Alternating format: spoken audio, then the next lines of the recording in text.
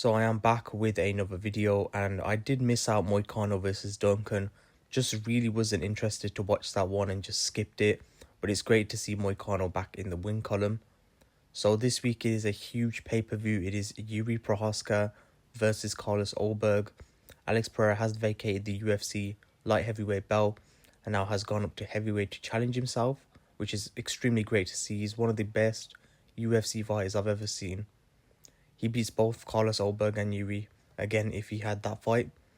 So when it comes to Jiri, he's coming off a 2-fight win streak against Hill and Roundtree. He's a former UFC champion from submitting Glover Teixeira, but of course had to vacate and then failed to get it back 2 times against Alex Pereira, and has only ever lost to Alex Pereira in the UFC. It just shows how good Jiri Prochazka is. On the other hand, Ulberg is on a 9-fight win streak and coming off a win against Dominic Reyes and Jan, which some people, including me, thought Jan had actually won that fight. But a great overall main event, and it's going to be a good pay-per-view. So now I'm going to go over the breakdown of the strengths and weaknesses of both fighters, and at the end of my prediction of who is going to win.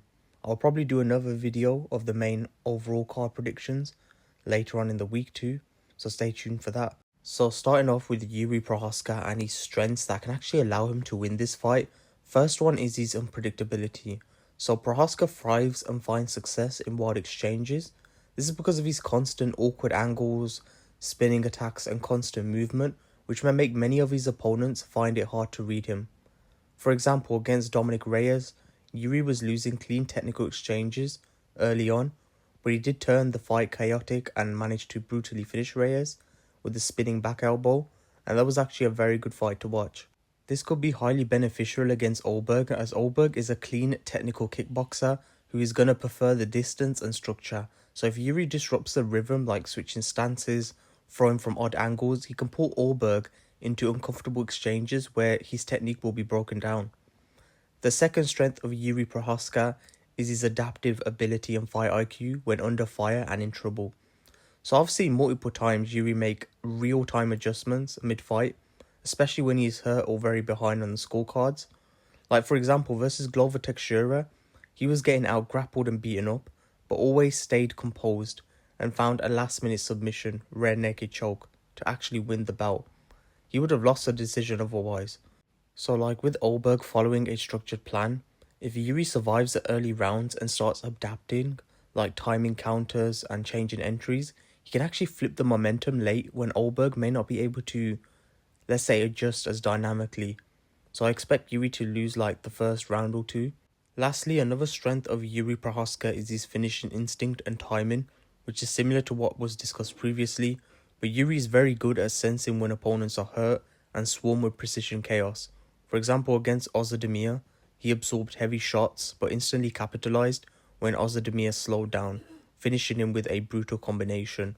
As well as this against Alexander Rakic, Jiri Prochazka pressured constantly until Rakic broke down, which led to the finish. And how it works against Ulberg is that Ulberg has been hurt before earlier in his career.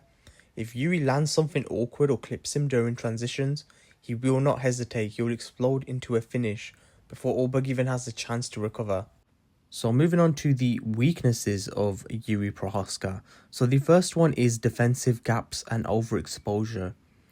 So Yuri's biggest flaw, and this is the main one, is he gets hit a lot. So his style sacrifices defense for offense. And when it comes to fighting people like Alex Pereira, you cannot do that. And of course, he got hurt bad against Alex.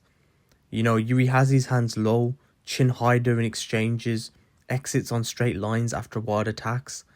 You know, he relies heavily on toughness instead of clean defense. Of course, as well as this, other examples, Dominic Reyes. As previously said before the KO, Jiri was repeatedly caught with clean left hands, rocked multiple times, and was losing most technical exchanges. Against Glover Teixeira, he took a lot of damage. I thought he was going to win quite easily, but he took a lot of damage. Clean hooks as well he took, and then also uppercuts in the pocket. So he was visibly hurt multiple times. And really all it is that Jiri overcommits on his shots, leaves openings during spins and blitzes, and then he also prioritizes landing over protecting himself. And that's really how his fight style is. And Ulberg can really exploit this, you know. Ulberg is a sharp, accurate counter striker. He's got fast straight punches and precise left hook right crosses. And he's also got good timing, and he showed that against Dominic Reyes. So he could stay composed, let Jiri come forward, and then he could actually punish the entries with straight shots. So this is a huge danger for Jiri Prochazka. And I mean, this has led to him lose multiple rounds. Against Khalil Roundtree Jr., he lost the first 2 rounds before he actually won the fight. And mainly, I see this quite a lot. Jiri Prochazka is mainly losing quite a lot of rounds before he comes back and actually finishes the opponent. I mean, even against Rakic as well, he was arguably losing all the technical exchanges and then pressuring constantly managed to defeat Rakic and finish him. So the third weakness of Jiri Prochazka is his reckless entries and poor distance management, which is huge as well, and similar to the first weakness. Jiri often rushes into range without setup, and this includes of course the lunging attacks, the blitzing forward with wide shots, and even entering from far too out. And this will create predictable entry moments for Ulberg to actually exploit. And I mean, he's done this multiple times against Alexander Rakic, who controlled the distance early and then punished Jiri's forward pressure with kicks and counters. And this made Jiri look really ineffective before the injury finish. And then also against Ozdemir, Jiri got hit multiple times while charging in. So he's quite reckless when it comes to that. And then the thing is, Carlos Ulberg is probably the second best UFC fighter that Jiri Prochazka will face, has faced at the moment. Of course, Alex Pereira is definitely the best opponent Jiri Prochazka will ever face, like, if I'm being truly honest. Carlos Ulberg is, of course, better than Khalil Roundtree Jr. He's better than Jamal Hill, I think.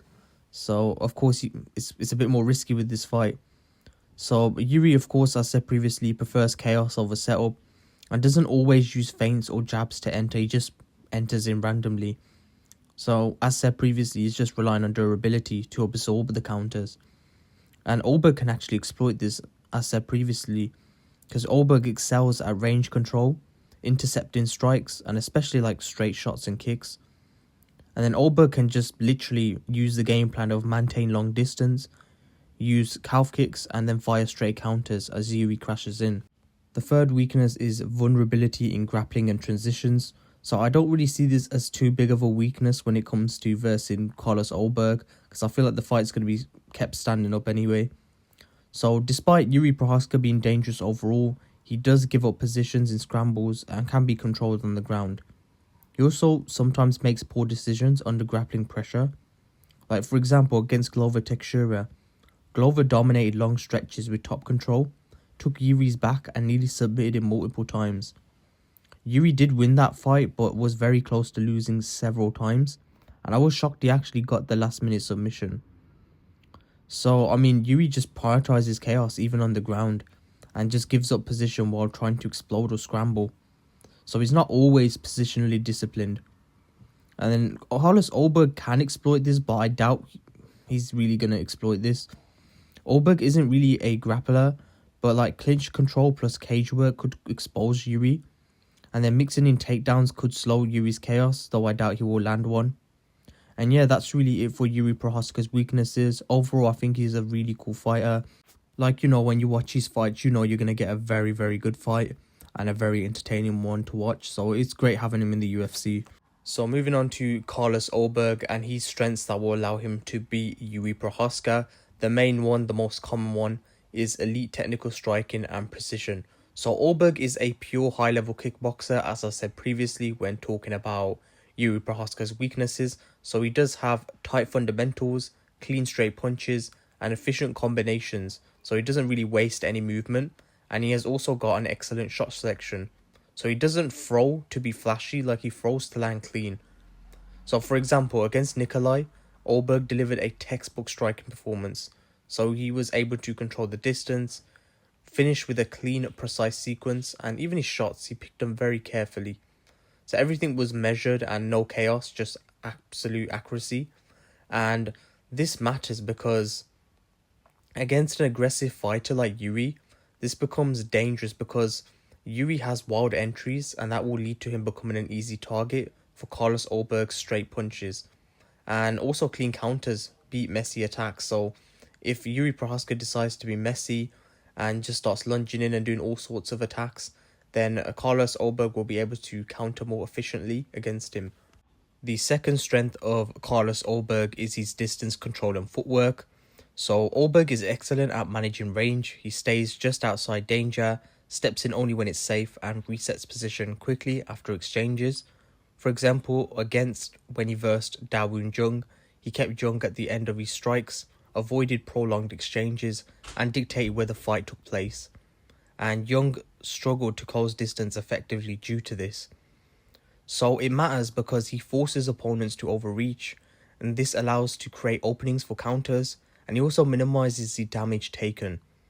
So against pressure fighters, if someone rushes in, they run into straight punches or kicks, for example Jiri Prochazka, and they get hit before they can set up a fence. So this will be a highly beneficial thing that Carlos Ulberg can utilize against Jiri Prochazka. Lastly, another strength of Carlos Ulberg is his composure and patience under pressure, and this is a really key one for Carlos Ulberg. So unlike many explosive strikers, Ulberg doesn't really rush finishes. He stays calm in exchanges and he sticks to a game plan. So for example, against Fabio Charant, Ulberg didn't force reckless exchanges. He stayed disciplined for all rounds and he won through smart, consistent control and output. And he showed he can win without needing chaos or a quick finish. And this matters because he avoided unnecessary risks and kept fights in his comfort zone. And this let opponents make mistakes first, really. So against unpredictable fighters such as Jiri Prochazka, this is key because he won't panic if things get weird and he can reset and regain structure, which is vital against someone like Jiri Prochazka. But moving on to Carlos Ulberg's weaknesses, you got struggling when pressured and forced backwards. So from looking at Carlos Ulberg's fights, Ulberg's game depends on controlling range, staying on the front foot or neutral space. So when opponents walk him down consistently, he gives up ground, becomes more reactive and loses his striking rhythm. So for example, against Kennedy, I'm not even going to bother saying the second name because I'll say someone else instead. Kennedy didn't respect Ulberg's power, so he kept pushing forward, absorbed shots to close distance, and forced extended exchanges. So this resulted in Ulberg losing structure and got overwhelmed. Of course, that fight was a very long time ago. It was Carlos Ulberg's debut, and he has, of course, significantly improved since then. It's just that is a weakness that I've seen from him. I'm not sure, maybe he has improved from this now. So it matters because pressure removes his preferred distance and it forced him into uncomfortable exchanges. And this, of course, will limit his ability to strike cleanly, especially against someone such as Jiri Prochazka. The second weakness of Carlos Ulberg that I've seen is defensive openings during exchanges, especially counters. So Ulberg is clean offensively, but his head can stay on the center line. He doesn't always layer defense after throwing and can be hit during or right after his own combinations. For example, against Bruno Oliveira, even in a fight that he won, Oliveira found moments to land counters, especially when Ulberg was exiting exchanges. So of course openings exist even against lower level pressure, and a sharp counter striker could capitalize more. And this matters because against higher level opponents, clean counters can disrupt his rhythm, it will make him hesitant to throw, and reduces his offensive output. The third weakness of Carlos Ulberg is limited recovery tools when he is hurt. So when Ulberg gets rocked, he tends to retreat in straight lines, he doesn't consistently clinch, and he relies mostly on striking defense to recover. So for example, against Dawoon Jung, while Ulberg won clearly, there were moments where Jung landed and pressured forward, and Ulberg chose to disengage rather than clinch. Against someone such as Jiri Prochazka, it gives aggressive opponents like him a window to swarm, and the lack of clinch recovery will equal more damage taken. So this is a big weakness of Carlos Ulberg, but overall he has improved dramatically over the years and is a very good fighter. So my overall prediction for the fight is Jiri Prochazka to win by knockout. I think Jiri Prochazka is the more likely winner because of his relentless pressure, chaotic style and elite finishing instincts, and I think this will make Carlos Ulberg struggle under pressure and lose his overall structure. While I do think Carlos Ulberg has a real chance early with his cleaner, more technical striking and countering, the longer the fight goes and the more chaotic it becomes, and this will shift it in Jiri's favour making a late TKO or submission the most probable outcome. I think the longer the fight goes, it's going to be worse for Carlos Ulberg. I think Carlos Ulberg will win the first 2 rounds. And then I think Jiri is going to put that pressure on Carlos Ulberg and get the knockout win.